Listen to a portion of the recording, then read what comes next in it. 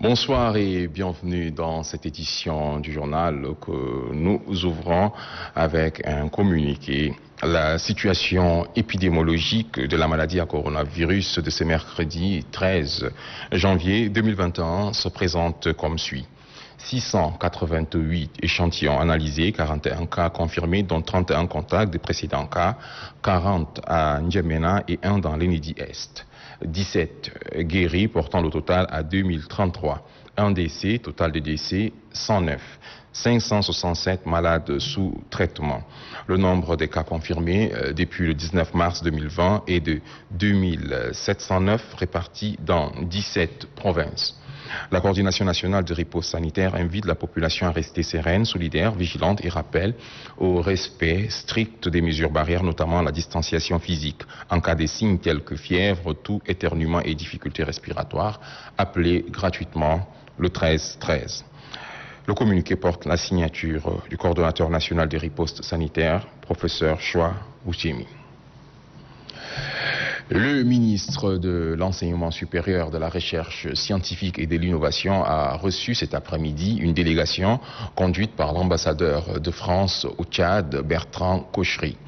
Le diplomate français est venu échanger avec le ministre sur les possibilités de mise en œuvre du projet Lake Drilling, un projet visant à faire le carottage du lac Tchad.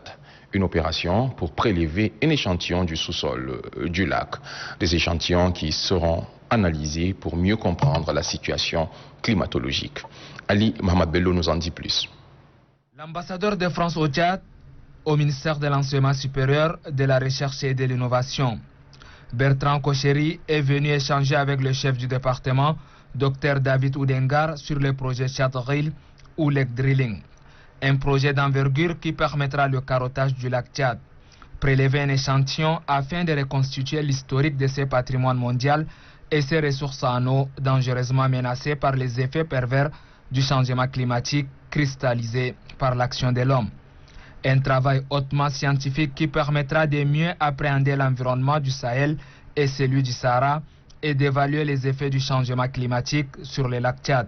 Nous venons de porter, d'informer Monsieur le ministre de l'Enseignement supérieur, de la Recherche et de l'Innovation de ce projet, de nos projets que nous menons ensemble avec l'université, avec le Centre national de la recherche et du développement également, pour pouvoir donc inscrire le Tchad à nouveau, comme cela a été fait par le professeur Brunet avec Toumaï. L'ambassadeur de France au Tchad, Bertrand Cochery, estime qu'avec la réalisation de ces projets, c'est toute l'histoire du lac Tchad qui sera réécrite. Ça peut être une nouvelle histoire, une nouvelle page d'histoire qu'on écrit ensemble, tchadiens et français, en matière de recherche pour contribuer aussi et principalement à une meilleure connaissance de l'histoire du globe et de l'histoire de l'humanité. La durée de réalisation du projet est de 2 mois pour un coût global d'environ 2,5 millions d'euros.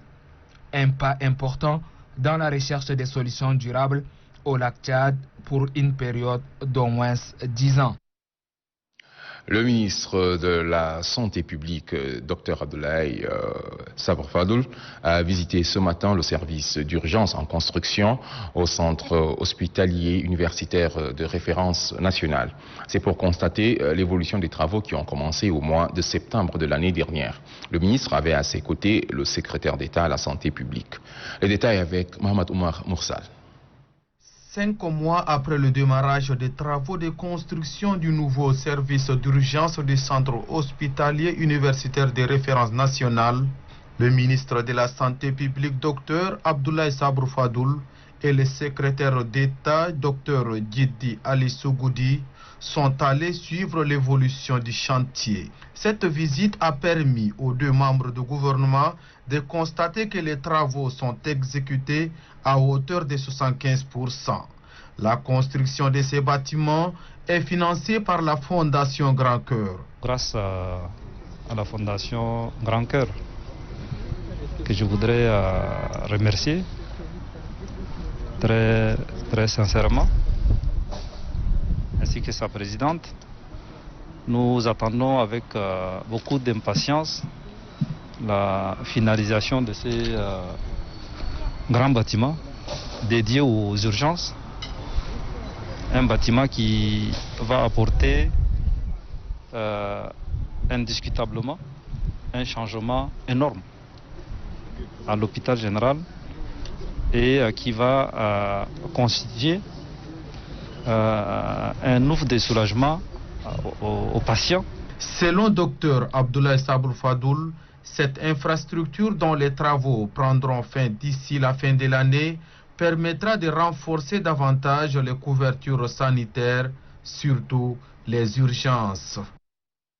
Parlant toujours du centre hospitalier universitaire de référence nationale, le rapport d'une mission effectuée dans cette structure sanitaire par l'inspection générale du ministère de la Santé a été rendu public, ceci au cours d'une cérémonie présidée par le ministre de la Santé publique, Dr Abdoulaye Sabour Fadoul. Les détails avec Mohamed Oumar Moursal. Le rapport de la mission d'inspection du ministère de la Santé publique effectué en décembre dernier au centre hospitalier universitaire de référence nationale CHURN de N'Djamena est présenté au ministre de la Santé publique et au secrétaire d'État à la Santé publique. Cette mission a eu à évaluer les activités médicales, administratives, la situation matérielle et financière du dit centre. La chef de mission, l'inspectrice générale adjointe du ministère de la Santé publique, Dr Khadija Oumar Ali, a exposé les difficultés que rencontre le centre hospitalier universitaire de référence nationale de N'Djamena.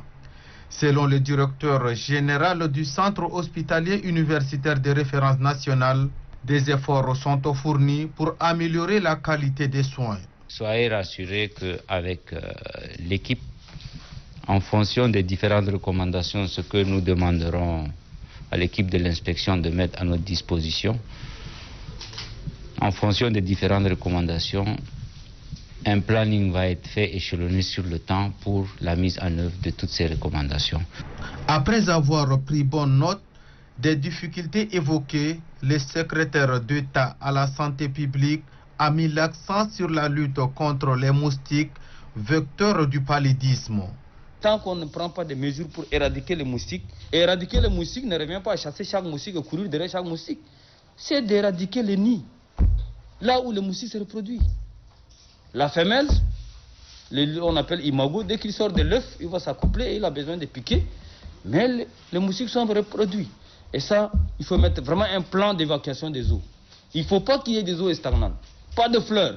Le ministre de la Santé publique a quant à lui insisté sur la rigueur au travail et l'amélioration des cahiers des charges du centre hospitalier universitaire de référence nationale. La direction générale et l'ensemble de son équipe sera évalué régulièrement sur la mise en œuvre de ces recommandations. Nous serons rigoureux, méticuleux pour que ces recommandations soient traduites dans le concret.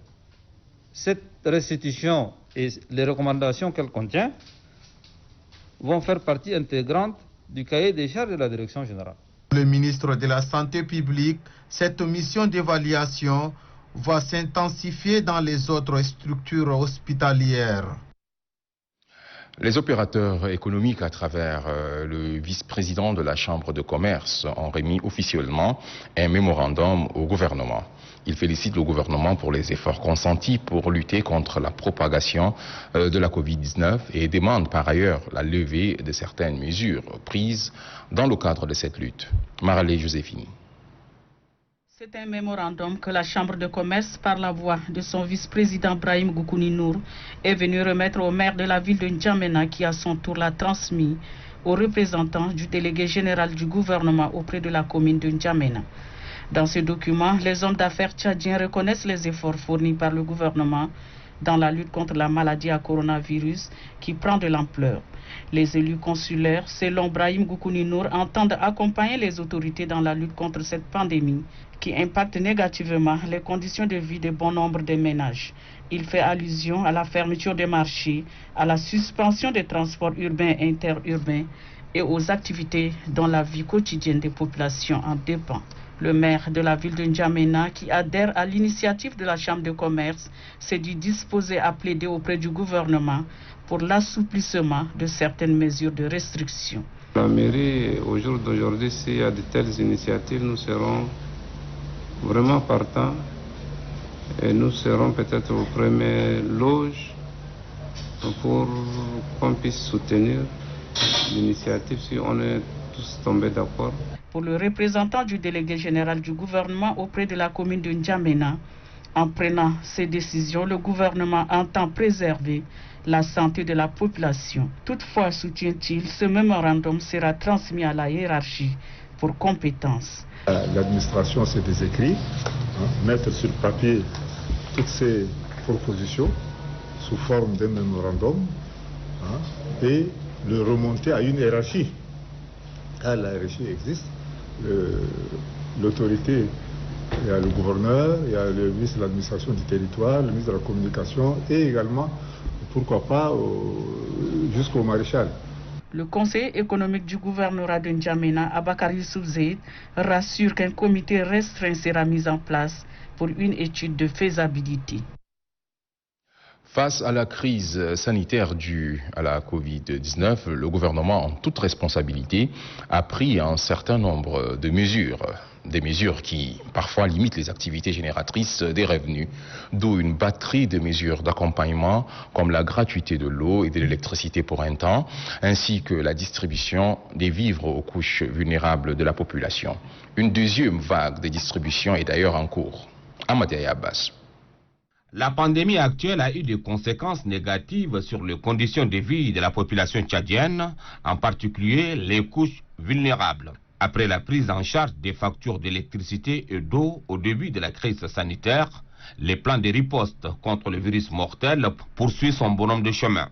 Cette fois-ci, le gouvernement, sous la conduite éclairée du marshal du Tchad, Idriss Déby Itno, président de la République, exprime son élan de solidarité en faveur de couches défavorisées et des débrouillards dont les activités génératrices de revenus sont impactées par les mesures de restriction face à la recrudescence des cas de Covid-19.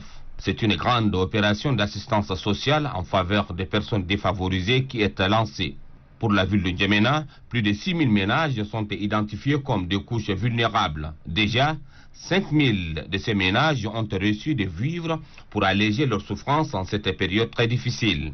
En posant cet acte humanitaire, malgré la situation économique difficile due à la Covid-19, le gouvernement tchadien exprime sa solidarité nationale en faveur des populations en détresse, mais aussi et surtout traduire dans le concret la déclaration faite par le marshal du Tchad, Idriss Déby Itno, président de la République, après la notification du premier cas au Tchad le 19 mars 2020.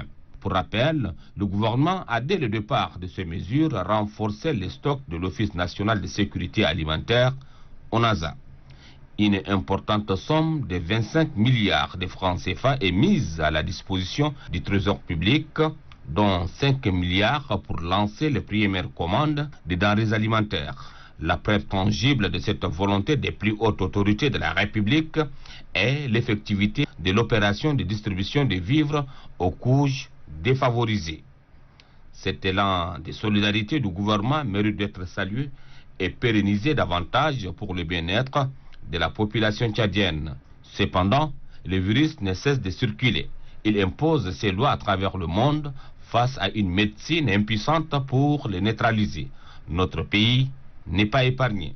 Chaque jour que Dieu fait, les cas de contamination vont crescendo. De nombreux malades sont sous traitement. Bien des personnes qui nous sont chères ont perdu leur vie. Le coronavirus a bouleversé notre mode de vie. Pour se sauver et sauver son entourage, il n'y a que les mesures barrières édictées par le gouvernement qui sont le seul geste efficace à adopter par tous. C'est en respectant ces mesures barrières que le virus sera vaincu pour reprendre une vie normale. Face à la recrudescence des cas de contamination de la Covid-19 dans la province du Bata, le secrétaire général de la province, Saleh Agar, a présidé une réunion de crise regroupant les responsables religieux, ceux de la société civile et les forces de défense et de sécurité. Mamad Tahir, Djibril Alhour. de décembre, le Bata fait face à une recrudescence de la pandémie de coronavirus. Après le Bata Ouest, la maladie vient de toucher le département de Bata Est avec l'enregistrement des 3 cas positifs et la mise en quarantaine de plus de 40 personnes en attendant les résultats de leur prélèvement. Malheureusement, pendant que le nombre de nouvelles infections à la Covid se multiplie, la population de cette province ne se soucie guère et se promène sans le moindre respect des mesures barrières. C'est pourquoi le secrétaire général de la province du Bata, Saleh Agartiani, assurant l'intérim du gouverneur, passe à la vitesse supérieure. Il a convoqué les imams, les pasteurs, les responsables de la société civile, ceux des forces de défense et de sécurité et les membres de la sous-commission de sensibilisation pour échanger sur la conduite à tenir face à cette pandémie. À partir d'aujourd'hui, Madame la Préfète, Monsieur le responsable des forces de défense, mobilisez-vous pour l'application stricte de ces mesures barrières au marché, dans le lieu de culte et aussi dans la rue.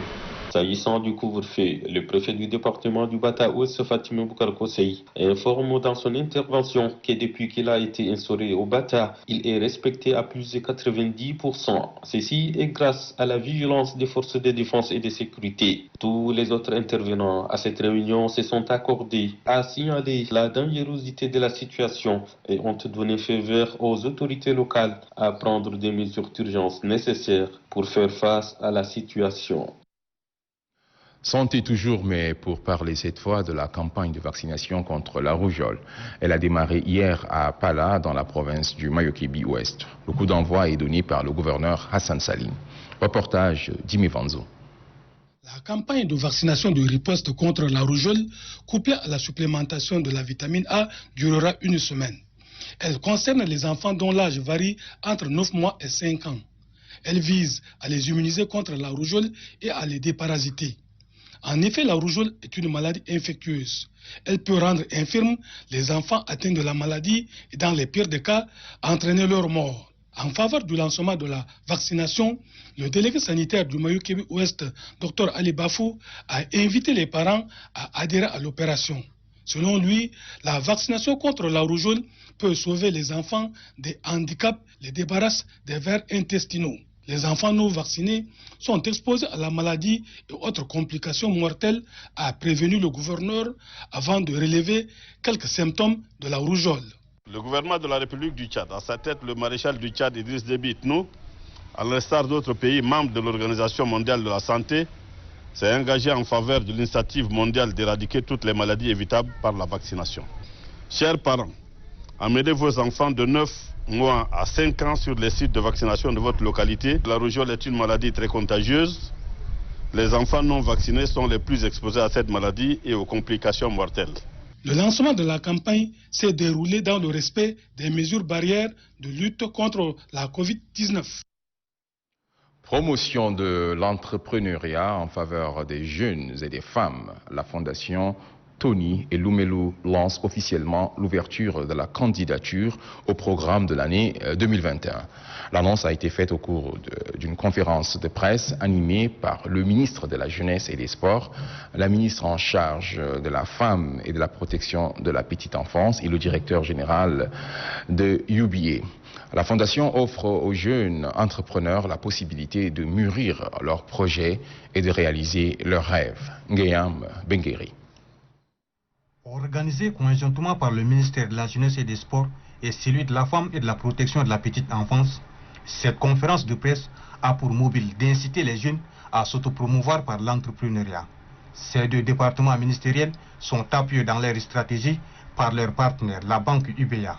Une action qui s'inscrit dans le cadre de l'ouverture de la candidature au programme d'entrepreneuriat TEF 2021 de la Fondation Tony et Lumelu, lancée officiellement le 1er janvier 2021 et qui se poursuivra jusqu'au 31 mars prochain.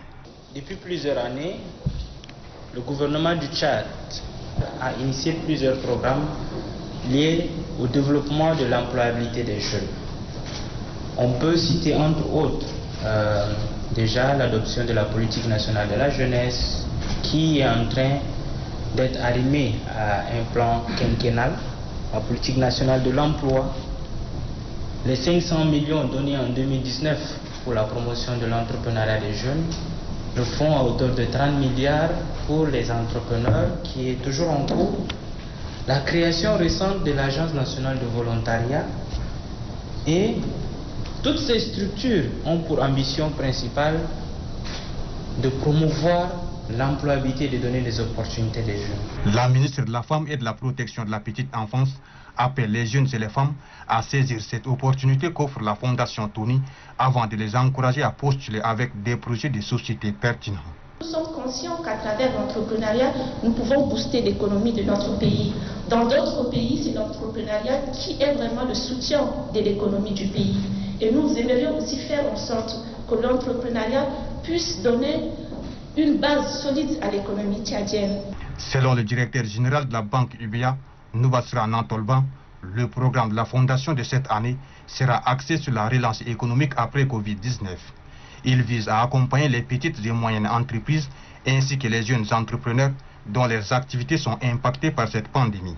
Toujours selon le directeur général, 2400 jeunes, particulièrement les femmes entrepreneuses, seront ciblées.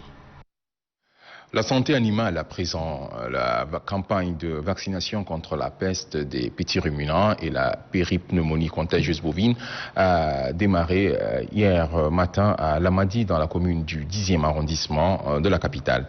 Une action locale, mais qui s'inscrit dans un cadre plus global, puisque quelques jours plus tôt, c'est le ministre de l'élevage et des productions animales qui a lancé l'opération. Mamadou Moursal. Pour la ville d'Njamena, c'est Lamadi qui est le site retenu pour le lancement de la dite campagne. Le maire de la commune du 10e arrondissement, Mahamad Tom Nouéré, salue les choix portés sur sa circonscription. La déléguée provinciale de l'élevage de N'Djamena appelle les éleveurs à faire vacciner leurs animaux. C'est le lieu de remercier les plus hautes autorités de la République pour avoir rendu gratuit le vaccin contre la PPR, alors que pour le vaccin contre la PPCB, la dose coûte 100 francs CFA. Pour le conseiller économique représentant le délégué général du gouvernement auprès de la commune de N'Djamena, la santé animale préoccupe à plus d'un titre les plus hautes autorités du pays. Pour mettre en œuvre ce programme, l'État tchadien a mis en place au ministère de l'élevage et de production animale un programme de vaccination conjointe et obligatoire pour éradiquer toutes les maladies animales.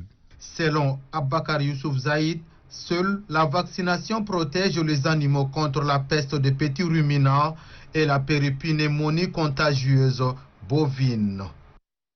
Dans le même registre, à Bédaya, le gouverneur de la province du Mandoul a lancé officiellement la campagne de vaccination contre la peste des petits ruminants. Les détails avec Amine Alarambaye Prosper.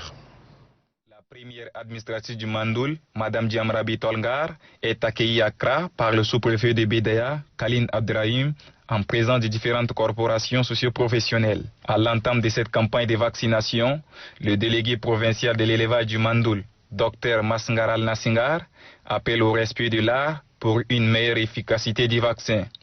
Le numéro 1 de la province du Mandoul, Mme Diamrabi Tolngar, a dans son discours de lancement dit que cette vaccination a pour objectif d'éradiquer la peste bovine pour un accroissement du septel. Car le secteur de l'élevage est l'une des forces de l'économie du pays. C'est pourquoi le premier éleveur tchadien, le maréchal du Tchad, Idriss Déby Itno, fait de ce secteur sa priorité. Madame Diamrabi Tolngar d'ajouter que la cohabitation pacifique entre les éleveurs et agriculteurs doit être au centre de leurs réflexions, car ils sont des frères par nature. Les autorités locales ont lancé la première dose de peste des petits ruminants et péripulmonaires contagieuses. Toutes nos excuses pour la qualité des images. Un souci technique qui sera résolu dans nos prochaines éditions. Pour un tout autre sujet, mettons le cap sur Klesoum, à quelques kilomètres de la capitale, pour une cérémonie d'inauguration d'un local disciplinaire. Abdelhadi Mamad Saleh Babayao. Désormais, la Direction générale de la Gendarmerie nationale dispose d'un local disciplinaire. Ces bâtiments permettent non seulement de garder les gendarmes indisciplinés, mais aussi et surtout les malfrats, avant de leur transfèrement à la justice, affirment les porte-parole de la Gendarmerie nationale. Ils ont pris l'initiative de construire un bâtiment je n'appellerai jamais prison. Ce mot est exclu. Ce n'est pas une prison, mais c'est un local disciplinaire indiqué juste pour garder nos soldats récalcitrants. Après l'inauguration de ces bâtiments, un véhicule de marque Luxe double cabine appartenant au ministère de la Justice a été présenté à la presse. Ce véhicule a été braqué par les malfrats alors que les agents du département partaient en mission vers Mongo, dans les Guéras. Voilà pour tromper la vigilance de nos forces. Ils ont piqué un peu partout vers l'Ennedi Est. Ils ont contourné par le Grand Canem.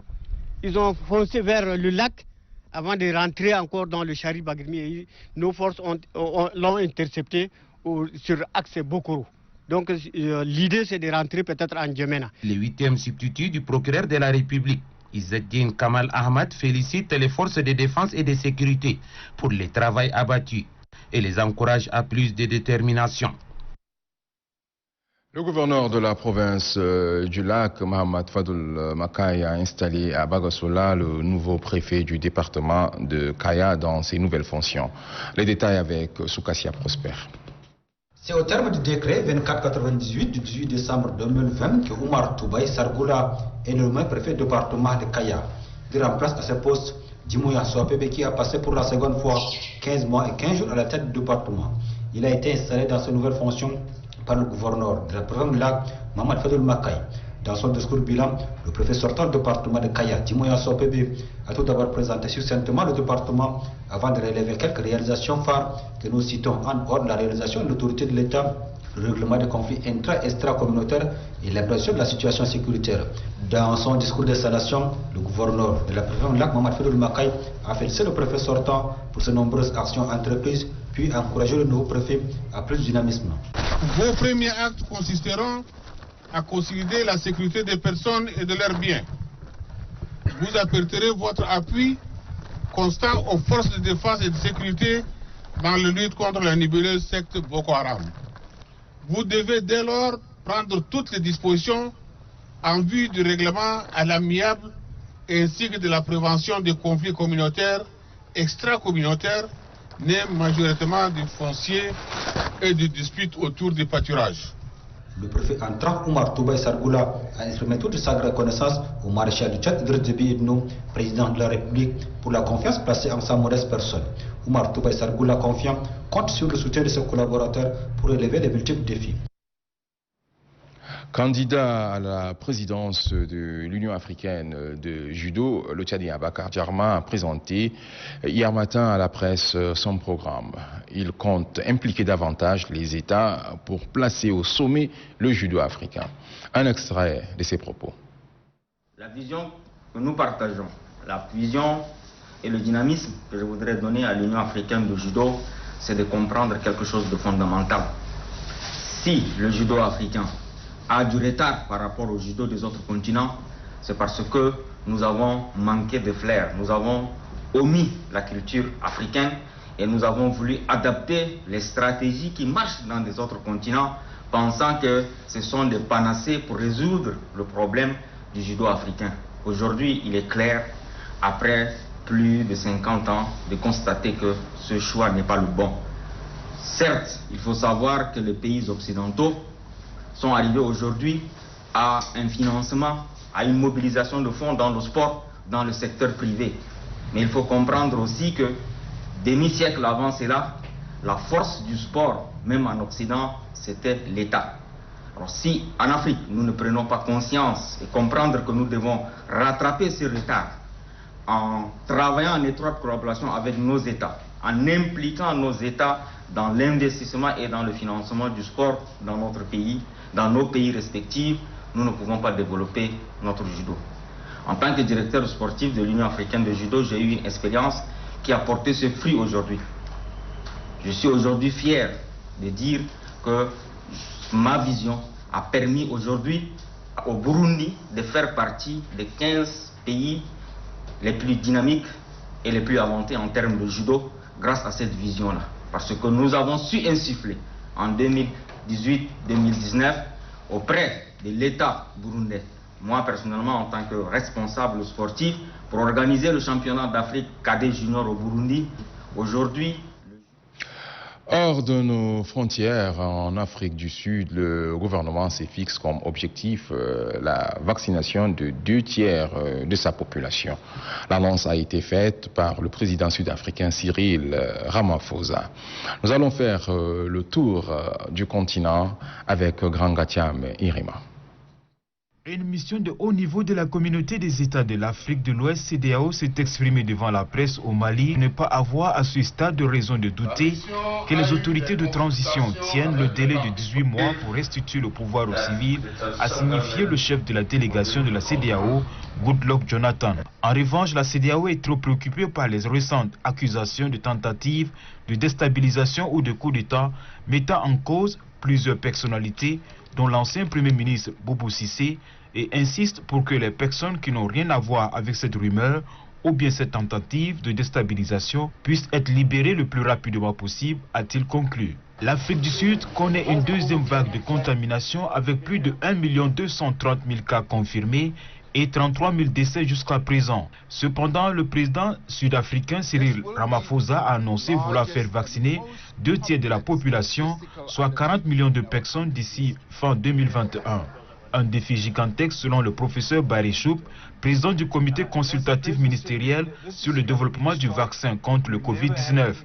Par ailleurs, le président Cyril Ramaphosa annonce que les 20 points d'entrée terrestre de l'Afrique du Sud seront fermés jusqu'à la mi-février, tandis que le pays lutte contre une seconde vague virulente d'infection du coronavirus. Les ministres des Affaires étrangères de l'Égypte, de la Jordanie, de la France et de l'Allemagne se rencontrent au Caire dans le cadre d'une tentative de relance des négociations israélo-palestiniennes bloquées depuis 2014. Le quatrième discute des mesures potentielles pour faire avancer le processus de paix au Moyen-Orient et travaille à la relance d'un processus de paix crédible entre les Palestiniens et les Israéliens, peut-on lire dans une déclaration commune. C'est sur ces images que nous bouclons cette édition. Merci à vous de l'avoir suivi. Excellente suite de programmes sur Téléchat.